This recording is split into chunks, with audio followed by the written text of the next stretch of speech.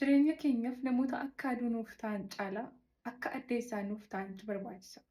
Ni beektu aduun kan baatu guyyaadha. Yeroo ifaati. Addeessi garuu kan dhuftu yeroo dukkanaati. Guyyaa dhukattus galgala garuu ni dhufti.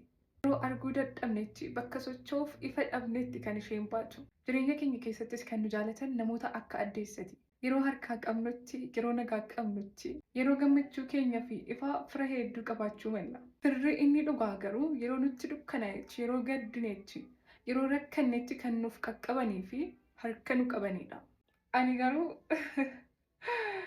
nama carra qabeettii addunyaa kanaa aduu fi addeessaa adda baasitoo hin beekne natti fakkaata.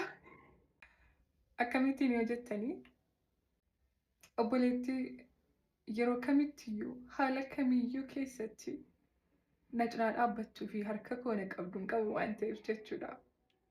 Isheen obboleettii kan kooti jedheetu dubbachuu caalaa wanti na boonsuu hin jiru. Ni beeku waa'ee ishee yeroon haasa'u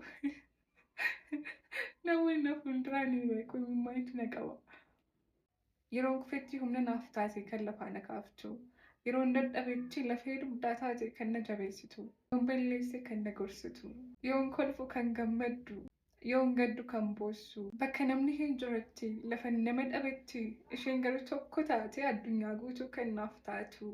Wanta na gaddisiise na mufachiise yeroon itti himu rakkoo guddaa natti fakkaatee kan ture qilleensarra kan natti salphatu. Isheen yoo na gorsitu onneen koo boqonnaa kan argatu.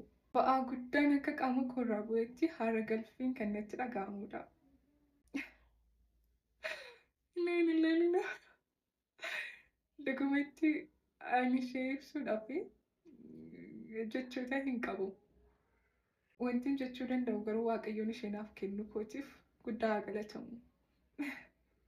Mee isiniifoo namni akka obboleettii kan kootti haala kamii fi yeroo kamiyyuu keessatti isin cinaa dhaabbatu eenyudha?